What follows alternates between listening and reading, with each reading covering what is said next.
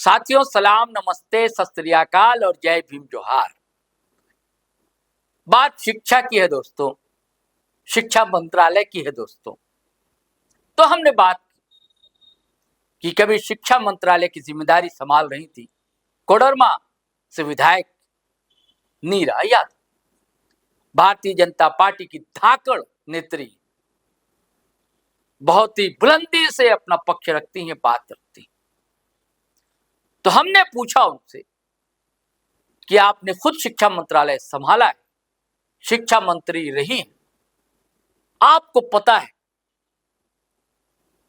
कि कहां लूपहोल है, कहां चूक हो जाती है, कील कांटे कहां दुरुस्त किए जाते हैं।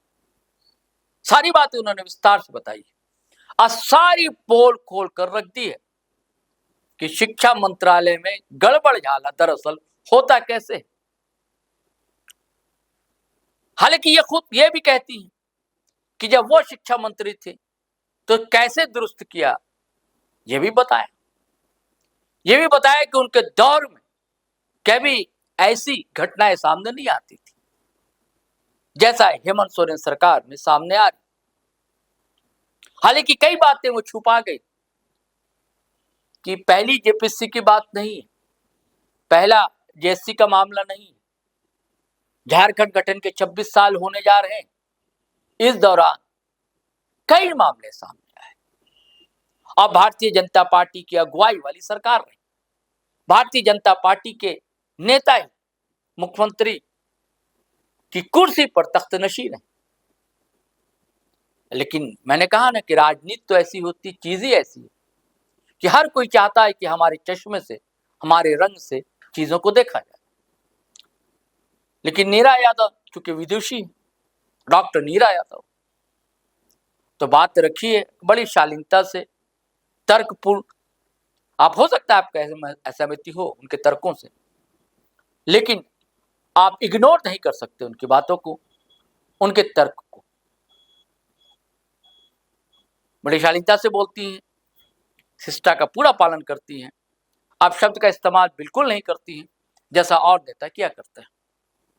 तो किस तरह उन्होंने पूरी पोल खोल दी है शिक्षा मंत्रालय की, साथियों आप खुद सुनेंगे तो आप भी दंग रह जाएंगे और सन्न रह जाएंगे। सुनिए नीरा जी कहती क्या है। से आज ये सरकार लगातार 6 वर्षों से हर एक एग्जाम में 14वीं जेपीएससी की बात करें, जेएसएससी की बात करें, सीजीएल की बात करें, सहित जितनी एग्जाम हुए सब में गड़बड़ियां उजागर हुई है। तो हम चाहते हैं कि एग्जाम पारदर्शिता पूर्ण हो, निष्पक्षता पूर्ण हो, बच्चों की विश्वसनीयता बनी रहे और जो भी दोषी लोग हैं उन पे कठोर कार्रवाई हो।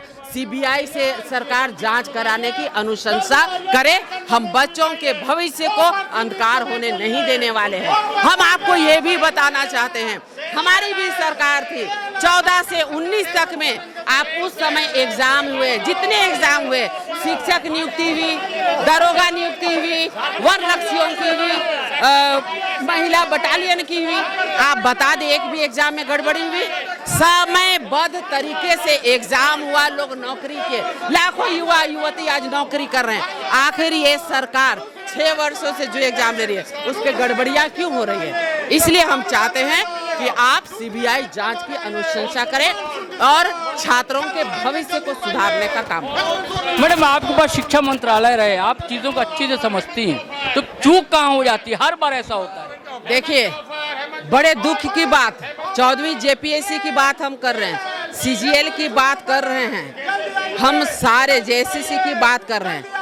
अब तो ये सरकार इतनी कमजोर हो गई है कि 10वीं 12वीं में भी आज वहां पर पेपर लीक होने लगे हैं। तो इससे बड़ा दुर्भाग्य और क्या होने वाला है? तो सरकार शिक्षा को एकदम किनारे ठेल दी है। हम लोगों ने जितने आगे शिक्षा को बढ़ाया था। हमारी सोच थी कि झारखंड में हमारे बच्चों को मजबूरी में बाहर जाने की जरूरत न पड़े, हम झारखंड को एजुकेशन हब बनाए। केवल सरकार उसे आगे बढ़ा दी रहती तो आज ये परेशानियां जो हो रही है नहीं हुई रहती। अरे जब हम शिक्षा मंत्री थे उस समय भी तो नियुक्तियां हुई, उस समय नियुक्ति में एक भी आप बता दीजिए कि गलतियां हुई, कोई भी गड़बड़ियां हुई, एक सिंगल बता दीजिए। हमने तो एक बॉक्स लगा दिया था कि अगर कोई आपसे एक कप चाय के लिए भी पैसा मांगता है तो आपके नाम को गोपनीय रखा जाएगा, आप यहाँ पर बताएं। आज तक एक भी नहीं आया। लाखों युवा नौकरी कर रहे हैं, बढ़िया से नौकरी कर रहे हैं, जिनके पैर में हवाई चप्पल पहनने की भी ताकत नहीं थी, वैसे गरीब माँ बाप के बच्चे भी आज एग्जाम में सिलेक्शन हुए। और अभी देखिए हमारे बच्चे 400 में 399 नंबर लाए, लेकिन आज उनका सिलेक्शन नहीं होता है। ये बड़ा दुर्भाग्य है। हमारे होनहार बच्चों का भविष्य को बेचने की कोशिश हो रही है और इसे बहुत दुख होता है और ये सरकार पे पीड़ा होती है।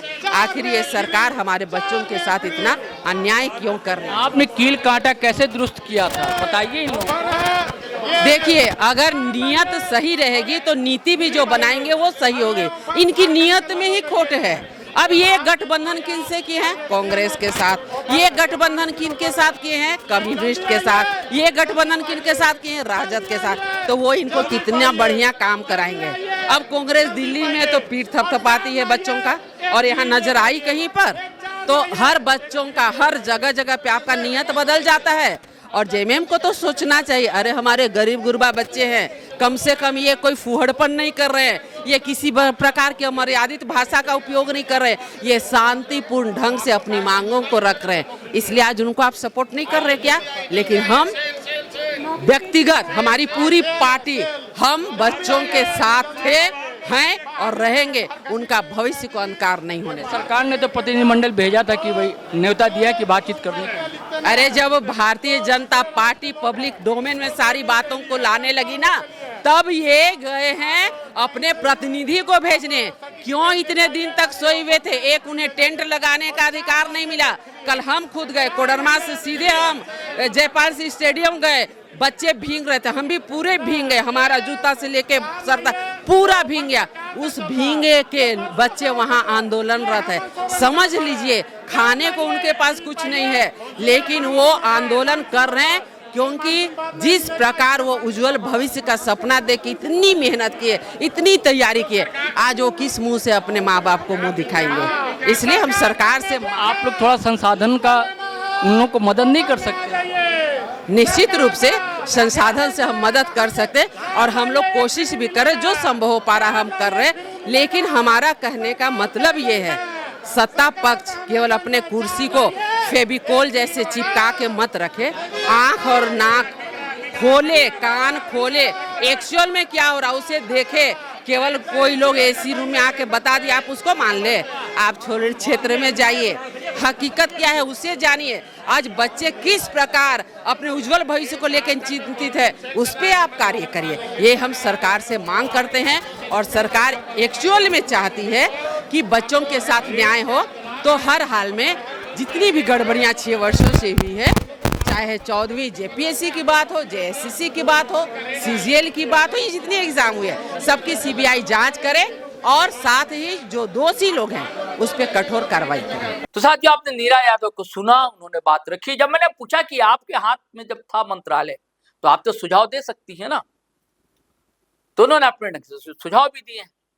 अब ये सरकार की जिम्मेदारी की सरकार इनके सुझाव को कितना मानती है। कई बार ऐसी बातें विपक्ष की बात भी सुनी जाती है, अगर उन्हें लगता है जितना अंश लेना है वो लेते हैं। अब ये सरकार कितना सुनती है ये सुनने की बात है। चलिए साथियों, चलते हैं, लेकिन वही आग्रह है कि हमारा चैनल सब्सक्राइब कर लीजिए, फेसबुक पेज फॉलो कर लीजिए, और वीडियो हमेशा की तरह धनाधन शेयर कीजिए, लाइक कीजिए, कमेंट कीजिए। आज्ञा दीजिए, इजाजत दीजिए। जय हिंद, जय भारत।